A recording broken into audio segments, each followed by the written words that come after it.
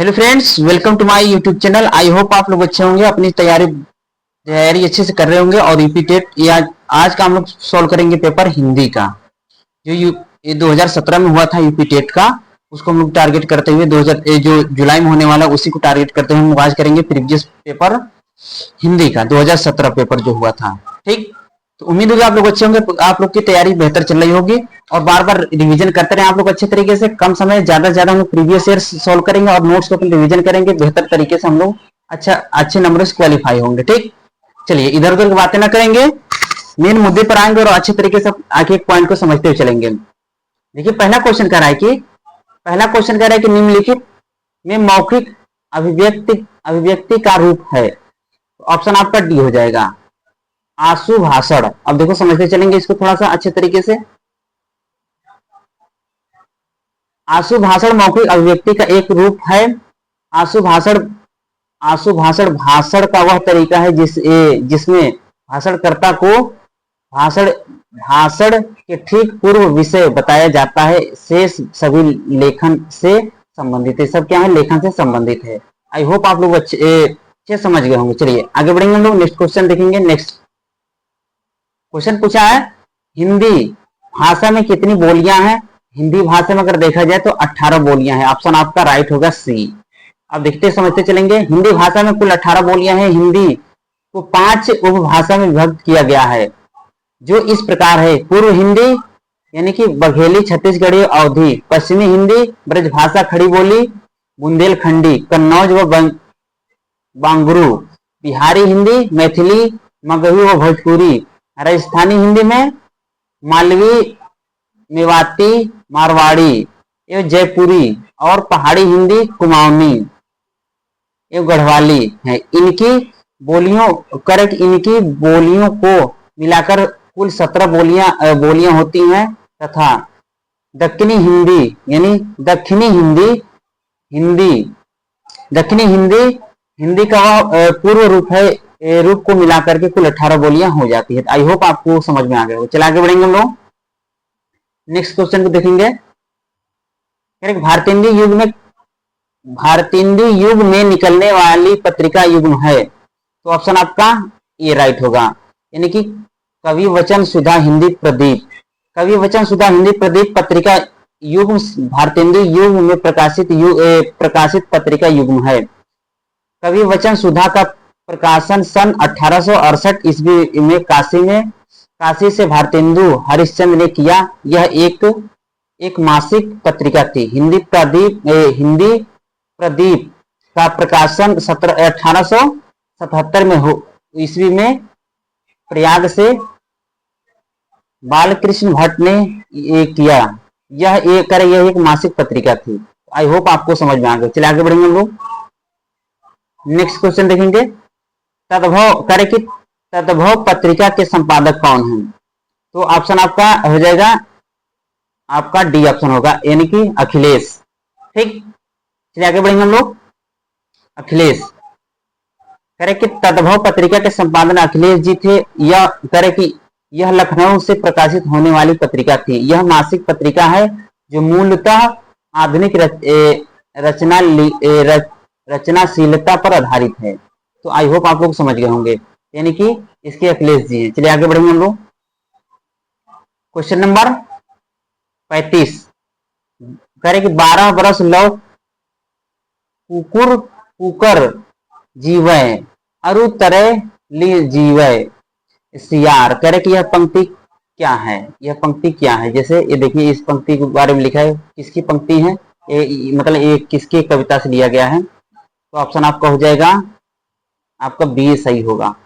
ठीक, चंद बरदाई। थोड़ा सा हम लोग समझते चलेंगे।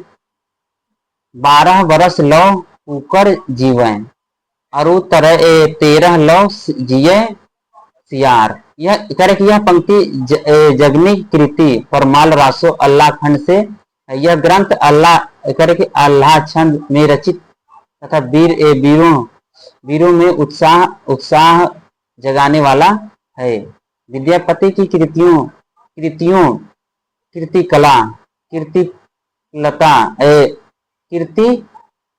पताका तथा पदावली है। चंद्रबरदाई ने पृथ्वीराज रासो की रचना की है तथा नरपति नल्हा ने बीसल देव रासो प्रमुख ग्रंथ के लिखे हैं। तो ये आप लोग समझ गए होंगे। चलिए आगे बढ़ेंगे, यहाँ से क्वेश्चन बनने के चांस है। चलिए आगे बढ़ेंगे हम लोग। क्वेश्चन नंबर नेक्स्ट हम देखेंगे 36। निम्नलिखित में से किस देश में हिंदी भाषा का प्रयोग लिखने और बोलने में किया जाता है? तो आपका ऑप्शन राइट हो जाएगा डी। डी आपका राइट होगा, डी राइट होगा। समझते चलेंगे। मॉरिशस, यानी मॉरिशस देश में हिंदी भाषा का प्रयोग लिखने एवं बोलने में किया जाता है। अंग्रेजी वहां की राजभाषा है। मॉरिशस में हिंदी का इतिहास 150 वर्ष पुराना है। साहित्यिक पत्रकारिता, दूरदर्शन, रेडियो, शिक्षण माध्यम इत्यादि से हिंदी को अपनाकर मॉरिशस ने हिंदी का खूब विकसित किया है। तो आई होप आप लोग समझ गए होंगे। तो यहाँ अच्छे ध्यान रखिएगा, मॉरिशस आपका राइट आंसर होगा। चलिए क्वेश्चन नंबर 37 देखेंगे हम लोग। क्वेश्चन नंबर 37 में देखिए लिखा है सूरसागर किस भाषा की रचना है? तो सूरसागर आपकी ब्रज भाषा की रचना है। सी ऑप्शन राइट होगा। अब समझते चलेंगे इसको। सूरसागर की भाषा ब्रज है। सूरसागर सूरदास के कृष्ण भक्ति से युक्त पदों का संग्रह है। इसके प्रथम 9 स्कंद संक्षिप्त तथा 10वें स्कंद का अति विस्तृत है। कह रहे कि इसमें भक्ति का प्राधान्य है। कृष्ण की बाल लीलाओं तथा भ्रमर गीत का संकलन है। कह रहे कि विदित हो कि तुलसी द्वारा रचित रामचरित मानस की भाषा अवधी है। ऐसा प्रसिद्ध है कि ब्रज भाषा कृष्ण काव्य की तथा अवधी भाषा राम काव्य की प्रमुख भाषा है। आई होप आपको समझ में आ गया होगा। यानी कि अगर पूछे कि रामचरित मानस किस भाषा में, तो अवधी भाषा में लिखा गया है। तो आपको याद होना चाहिए, और तुलसीदास जी द्वारा लिखा गया है। चलिए आगे बढ़ेंगे हम लोग। तो उम्मीद होगी आप लोग को एक चीज समझ में आया होगा। चलिए आगे बढ़ेंगे हम लोग। क्वेश्चन नंबर 38 कह रहे कि वीरों का कैसा हो वसंत कविता किसने लिखी? तो इसके ऑप्शन राइट हो जाएगा बी, सुभद्रा कुमारी चौहान। अब देखिए इसको समझते चलेंगे। वीरों का कैसा हो वसंत सुभद्रा कुमारी चौहान द्वारा रचित एक लब्ध प्रतिष्ठित कविता है। ध्यातव्य है कि सुभद्रा कुमारी चौहान वीर रस की एकमात्र कवित्री। यानी अगर आपसे पूछा जाए कि महिला लेखिका कौन है इसमें वीर रस में, तो सुभद्रा कुमारी चौहान जी। ठीक। झांसी की रानी इनकी अन्य प्रसिद्ध कविताएं हैं। झांसी की रानी ये भी इन्हीं की है।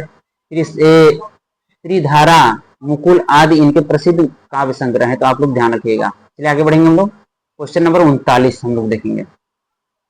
निम्नलिखित में से कौन सी व्याकरण और वर्तनी से शुद्ध भाषा कहलाती है? ऑप्शन आपका हो जाएगा राइट, डी ऑप्शन सही होगा, मानक भाषा। अब देखिए समझते चलेंगे इसको, एक्सप्लेन को। मानक भाषा भाषा का आदर्श रूप होती है। यह पूर्णतः परिष्कृत, शुद्ध एवं व्याकरण सम्मत भाषा होती है। मानक भाषा की स्थिर अवस्था होने के कारण दोषपूर्ण मानी जाती है। भाषा का गुण है सतह परिवर्तनशील एवं प्रवाहमयता को बनाए रखना। उक्त गुण जीवंत भाषा में पाए जाते हैं। आई होप आप लोग समझ गए होंगे। चलिए आगे बढ़ेंगे हम लोग। ठीक, इसका ऑप्शन डी सही है। ठीक, चलिए आगे बढ़ेंगे हम लोग। क्वेश्चन नंबर 40 को देखते हैं हम लोग। क्वेश्चन नंबर 40 कह रहा है कि निम्नलिखित में से कौन सा रासो अल्लाह खंड के नाम से प्रसिद्ध है? तो रासो नाम से कौन प्रसिद्ध भाई देखते हैं हम लोग। इसमें आपका आ गया आपका राइट ऑप्शन सही होगा सी, परमाल रासो। तो ये आप देख सकते हैं। ठीक, मैंने उधर पिछले क्वेश्चन में आप लोग अच्छे तरीके से समझाया था। इसको आगे बढ़ेंगे हम लोग। अब देखिए यहाँ पे दिया है क्वेश्चन नंबर 41 से 45, यानी पैराग्राफ दिया है। नीचे गद्यांश को पढ़कर उसमें आपको क्वेश्चन देना है। ठीक, आंसर उसका देना है। चलिए हम लोग समझते आगे बढ़ेंगे हम लोग। देखिए आगे बढ़ेंगे हम लोग। पेपर में आप लोग ध्यान दीजिएगा कि जब भी अगर जो पैराग्राफ आए तो आप डायरेक्ट पैराग्राफ के साथ पहले क्वेश्चन पढ़िए, उसके बाद हम लोग पैराग्राफ में ढूंढना शुरू करेंगे क्वेश्चन क्या पूछ रहा है, उसे रिलेटेड रहकर आराम से फटाफट हम लोग समय बचाएंगे, कर लेंगे। ठीक, अब देखिए इसमें 41 नंबर क्वेश्चन कर रहा है कि घुमक्कड़ शब्द में कौन सा प्रत्यय है, तो ये प्रत्यय और उपसर्ग आप लोगों को पढ़ाया गया था, तो अक्कड़ शब्द यानी ऑप्शन आपका राइट हो जाएगा ए। ठीक, चलिए आगे बढ़ेंगे हम लोग।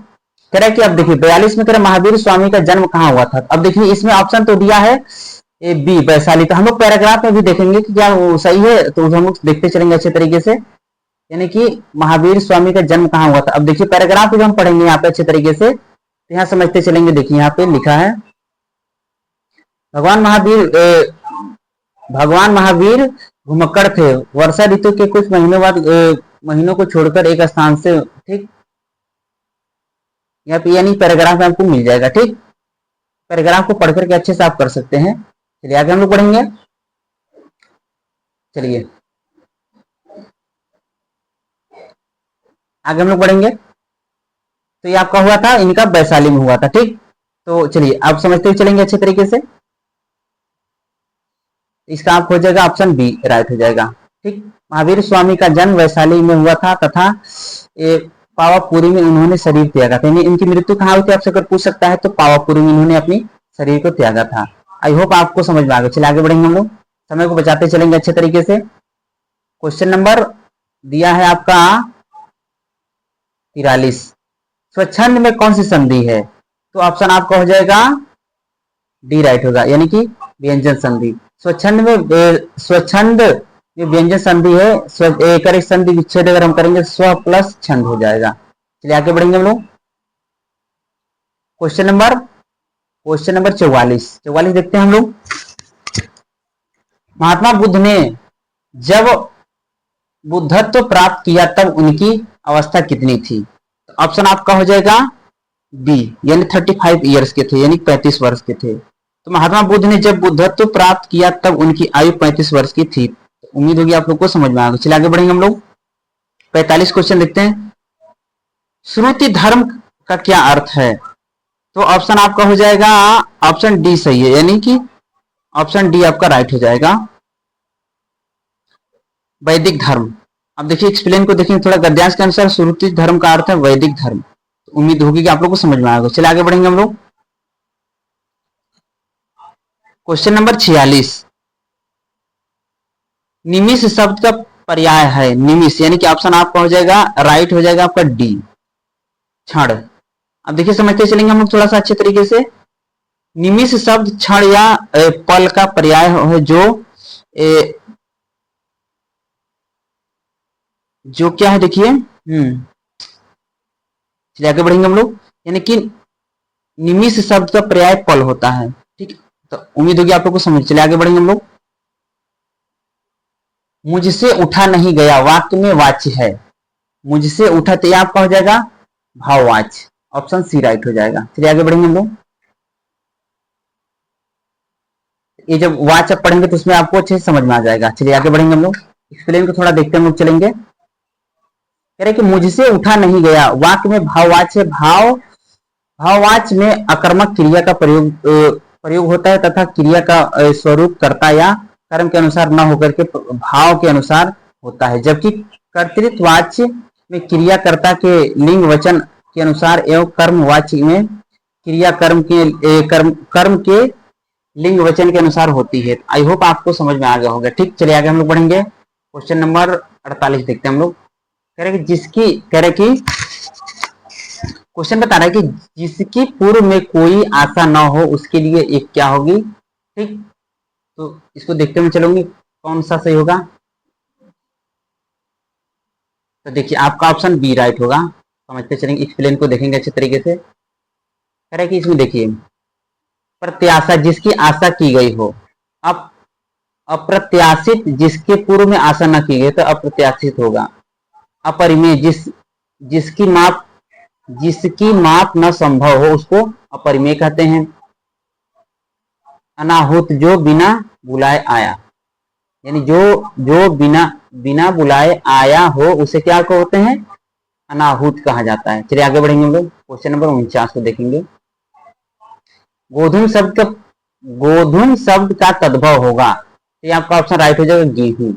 ठीक, चलिए समझते चलेंगे अच्छे तरीके से। गोधूम गेहूं का तत्सम शब्द है। इसी प्रकार गाय का तत्सम गौ, गोबर का तत्सम गोमय होता है। फिर गोधन तत्सम होता है। चलिए आगे हम लोग बढ़ेंगे, आगे हम लोग बढ़ेंगे। नेक्स्ट क्वेश्चन दिया 50 नंबर क्वेश्चन। निष्कपट शब्द का संधि विच्छेद होगा, तो ऑप्शन हो जाएगा नि, यानी कि ए विसर्ग संधि का एग्जाम्पल है। ठीक, कह रहे कि निष्कपट का निकपट, इसमें विसर्ग संधि, जबकि जब विसर्ग में पहले ई उ और बाद में क ख ग क ख ट ठ प फ में से कोई वर्ग हो तो विसर्ग का स हो जाता है। जैसे देखिए इसमें स हो जाता है, जैसे निह प्लस कलंक निष्कलंक, निह प्लस फल निष्फल, चतु प्लस पाद यानी चतुष्पाद आदि। ये सब ध्यान रखिएगा, एग्जाम्पल आपसे पूछ सकता है। आई होप आप लोग को समझ में आए। चलिए आगे बढ़ेंगे हम लोग। क्वेश्चन नंबर 51 करा है, निम्न में से किस शब्द की वर्तनी सही है, यानी किस शब्द की वर्तनी सही है। तो आपका ऑप्शन हो जाएगा राइट, आपका बी सही होगा, अनुगृहित। ठीक, ये आपका ऑप्शन सही होगा। चलिए आगे बढ़ेंगे हम लोग। क्वेश्चन नंबर 52, अपेक्षा का विशेषण क्या है। तो अपेक्षा का विशेषण हो जाएगा आपका डी राइट हो जाएगा, अपेक्षित। अपेक्षा भाववाचक संज्ञा स्त्रीलिंग शब्द है। ये अपेक्षा शब्द जो है भाववाचक संज्ञा और स्त्रीलिंग है। कह रहे कि इसमें इति प्रत्यय लगा करके अपेक्षित विशेषण बनाया जाता है। अतः स्पष्ट है कि अपेक्षित अपेक्षा का विशेषण रूप है, न कि सापेक्ष। उपेक्षा या निरपेक्ष विदित हो कि उपेक्षा उपेक्षा अपेक्षा का विपरीतार्थक है, यानी विलोम है। आई होप आप लोग को समझ गए होंगे। चलिए आगे बढ़ेंगे हम लोग। क्वेश्चन नंबर 53, ये देखिए वर्णमाला से आपको क्वेश्चन दे दिया। सध्वनि का उच्चारण स्थान है, स किसका है, तालु का। ठीक, अब देखते समझते चलेंगे अच्छे तरीके से। कह रहे देखिए सध्वनि का उच्चारण तालु है। इसके अतिरिक्त ई च छ ज झ इया का भी उच्चारण स्थान तालु है। इसी तरह त थ द ध न का उच्चारण स्थान दंत, इसका उच्चारण स्थान दंत तथा ट ठ ड ढ अड़ा, और र और स का उच्चारण स्थान मूर्धा होता है। आई होप आपको समझ में आ गया होगा। तो ध्यान रखिएगा, आप लोगों से क्वेश्चन पूछ सकता है। क्वेश्चन नंबर 54, अत्यंत शब्द में प्रयुक्त उपसर्ग है। तो उपसर्ग क्या होगा, आपका ऑप्शन डी राइट होगा, अति। अत्यंत शब्द में अति उपसर्ग है। इसमें अति उपसर्ग का अंत मूल शब्द, कह रहे कि अंत मूल शब्द है। ई और अ के सामीप्य के कारण यड़ संधि द्वारा अत्यंत शब्द बना है। तो यड़ संधि का उदाहरण है। उम्मीद होगी आप लोग को समझ में आएगा। आगे बढ़ेंगे हम लोग। क्वेश्चन नंबर 55, कह रहे कि उपत्यका का अर्थ क्या है। ऑप्शन आपका राइट होगा डी, पर्वत के पास की भूमि। उपत्यका का अर्थ है पर्वत के पास की भूमि। सूर्य जिस पर्वत के पीछे से निकलता है उसे दयाचल कहते हैं। शेष असंगत है। तो ये आप लोग ध्यान रखिएगा, आपसे हो सकता है क्वेश्चन ये पूछे कि सूर्य जिस पर्वत के पीछे से निकलता है उसे क्या कहते हैं, तो उदयाचल। इसे ध्यान रखिएगा आप लोग को, ठीक, क्वेश्चन पूछ सकता है। चलिए आगे बढ़ेंगे हम लोग। क्वेश्चन नंबर 56, 55 हो गया, 56 हम चलते हैं। ठीक, अब देखिए अंग का उच्चारण स्थान है। अंग का उच्चारण स्थान क्या है, आपका हो जाएगा नासिक्य। ऑप्शन ए राइट होगा। अंग नासिक वर्ण है। सभी वर्णों के पंचमा अक्षर जो आखिरी वाले अक्षर होते सभी कि वो सब क्या है, अंग यड़नम एवं नासिक वर्ण है। इनके उच्चारण में श्वास वायु नासिका से होकर निकलती है, मतलब नाक से। सांस हमारी किससे होती है, निकलती है, नाक से निकलती है। उसको ये हमारा नासिक होता है। जितने उसके पांचवे यानी आखिरी वाले अक्षर। 57 देखते हैं क्वेश्चन नंबर 57, क्योंकि 4 गज मलमल में कौन सा विशेषण है। ये आपका हो जाएगा ये परिमाण बोधक विशेषण। चलिए आगे बढ़ेंगे हम लोग। आगे बढ़ेंगे हम लोग क्वेश्चन इसको एक्सप्लेन को देखेंगे अच्छे तरीके से। 4 गज मलमल में परिमाण बोधक विशेषण है। परिमाण बोधक विशेषण 2 प्रकार के होते हैं, निश्चित परिमाण बोधक तथा अनिश्चित परिमाण बोधक। ये कह रहे कि वो वैसे विशेषण के 4 प्रकार होते हैं, गुणवाचक विशेषण, संख्यावाचक विशेषण और परिमाणवाचक विशेषण और सार्वनामिक विशेषण। आई होप आपको समझ में आया होगा। आपसे पूछ सकता है विशेषण के प्रकार तो 4 होते हैं, ठीक, यानी उसको एडजेक्टिव बोला जाता है इंग्लिश में। चलिए आगे हम लोग बढ़ेंगे। क्वेश्चन नंबर 58 कह रहे कि शीश का तत्सम रूप है, तो ऑप्शन आपका हो जाएगा बी, शीर्ष होगा। शीश का तत्सम रूप शीर्ष, शेष, इसके सब क्या है, कोई संबंध नहीं है, शेष जो ऑप्शन है। चलिए आगे बढ़ेंगे हम लोग, आगे बढ़ेंगे हम लोग। उम्मीद होगी इसी आप लोग को समझ में आया होगा। चलिए आगे बढ़ेंगे हम लोग। 59 कह रहे कि चौराहा शब्द में समास है। चौराहा में देखिए आपका द्विगु समास है, ऑप्शन सी राइट होगा। चौराहा में द्विगु समास है। द्विगु समास में पूर्व पद संख्यावाची यानी संख्यावाची विशेषण होता है तथा समूह या समाहार का द्योतक होता है। इसके अन्य उदाहरण है अठन्नी, दोपहर, नवरात्र, नवरात्र, चतुर्मास, मास, पंचवटी आदि। पंचवटी भी इंपोर्टेंट है, ये पूछता है, ठीक। आगे हम लोग बढ़ेंगे और थोड़ा देखते हैं इसमें। चलिए ये सब देखिए कर्मधारय समास के एग्जाम्पल है हमारा, जैसे नील गाय हो गया, पीताम्बर हो गया, मृग नैनी हो गया, ये सब क्या है, कर्मधारय समास के एग्जाम्पल है। चलिए आगे बढ़ेंगे हम लोग। उम्मीद होगी कि आप लोग को समझ में आया होगा। क्वेश्चन नंबर आखिरी में लास्ट वाला हमारा 60 नंबर जो क्वेश्चन है इसको देखेंगे। आंख की किरकिरी होने का अर्थ क्या है, तो अप्रिय लगना, ऑप्शन ए राइट होगा। कह रहे कि आंख की किरकिरी होने का अर्थ है अप्रिय लगना, आंख का तारा होना का अर्थ होता है बहुत प्रिय होना।